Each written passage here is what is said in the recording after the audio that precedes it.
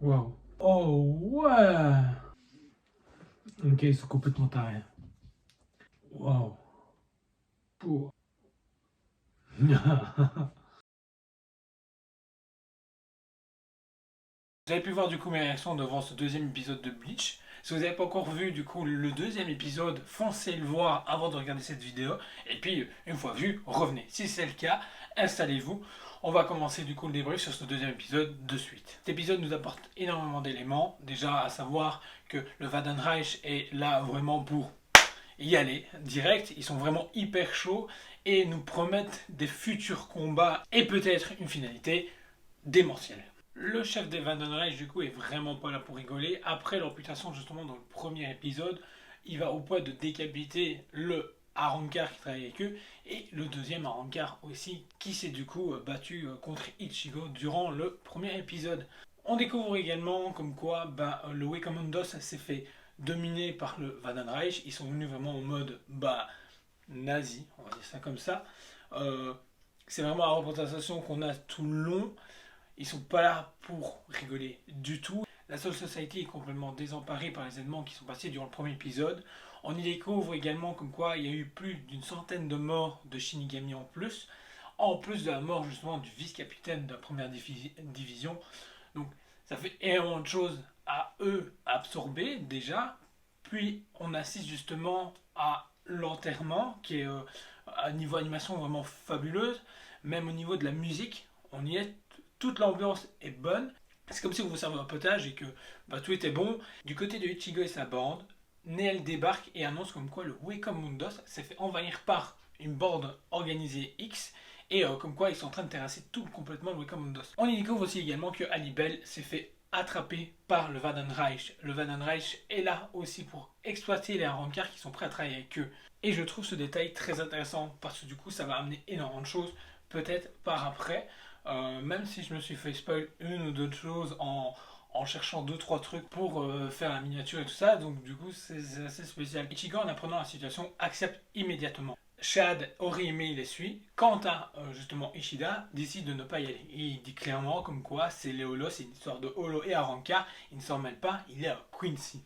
Bon, ils ont fait, ça fait des siècles comme quoi ils se battent contre les Holos, c'est pas maintenant qu'il va devenir ami avec eux.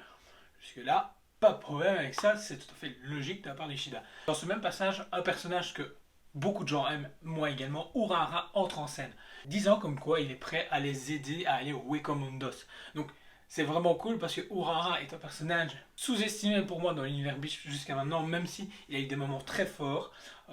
Mais là, le voir revenir en scène est vraiment hyper classe. Du coup, il les emmène au Wakamundos. On les voit comme quoi traverser entre le monde des humains et le Wakamundos. Une fois arrivé, on peut voir des ruines, des cadavres à gauche et à droite, couverts de sang, déchiquetés avec des trous de la haute poitrine que les Arrancars ont de base, du coup. Et c'est hyper trash parce qu'on est là, on se fait waouh! C'est une claque, clairement. Ça marque les esprits. C'est vraiment dire comme quoi c'est une boucherie.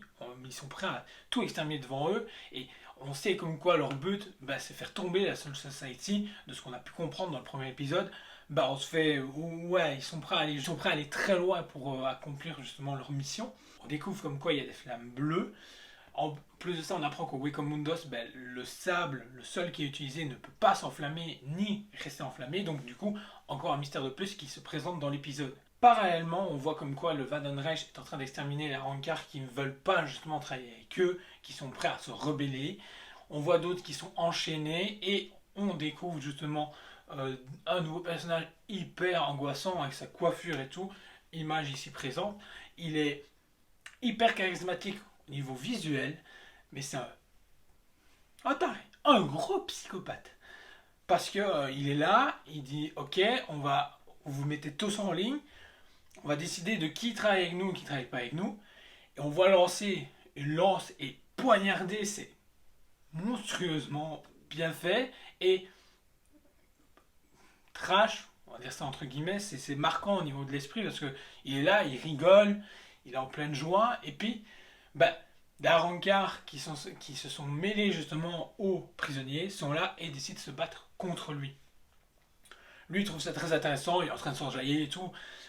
commencent à se battre, il envoie d'autres pions, Wadenreich, on va dire ça comme ça, se battent contre elle, elle se démène bien, et on découvre justement les bras droits de Alibel qui sont présents, qui étaient apparemment en voyage, excursion, ce que vous voulez, en mission ailleurs durant justement l'attaque principale.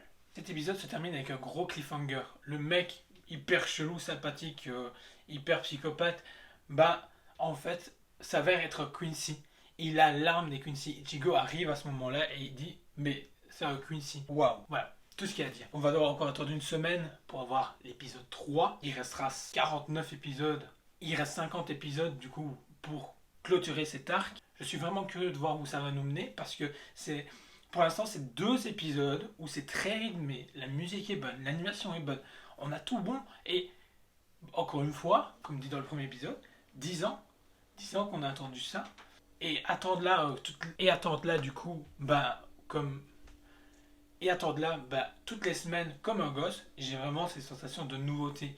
Bleach arrive à reconquérir ce flambeau qu'il avait perdu il y a quelques années, il y a 10 ans maintenant, et revient vraiment en forme, et ça a toujours le même peps, et je trouve ça très bien. C'est un épisode qui garde le même souffle que le premier, et c'est très bon. J'avais vraiment peur que le deuxième justement diminue, on ait beaucoup de blabla. Pas du tout, on continue, et ça avance, et c'est ça qui est vraiment bien, par rapport justement à d'autres animés qui peuvent prendre vachement leur temps. Non, là c'est bon, on avance et on die. Gros bémol comme pour le premier épisode, on ne sait toujours pas le regarder en Europe, toujours pas d'informations quand le deuxième épisode est sorti, et que les retours sont extrêmement bons, que ça soit n'importe quel influenceur ou fan, tout le monde dit comme quoi c'est excellent. Il est vraiment temps que Disney se bouge les doigts des fesses et que nous annonce comme quoi officiellement ça arrive. Je pense qu'ils vont attendre que les 52 épisodes soient sortis pour annoncer justement la sortie de la totalité de la saison. Ils avaient fait pour la Star Wars Mandalorian, pour la première saison, on a attendu presque 6 mois, 1 an, une fois que Disney Plus est arrivé en Belgique, pour qu'on ait justement la série Mandalorian. Donc, ils vont peut-être faire le même système, mais à l'échelle de Bleach. Voilà. 1 minute avant de partir, s'il vous plaît. Si vous avez aimé cette vidéo, likez, partagez. N'hésitez pas à laisser un commentaire pour vous dire ce que vous en pensez, ou échanger sur cet épisode de Bleach. On se retrouve la semaine prochaine pour l'épisode 3, du coup. Entre temps, d'autres vidéos vont arriver sur la chaîne, donc n'hésitez pas à activer la petite cloche pour rester averti quand elles arrivent. Et du coup, on se retrouve très vite.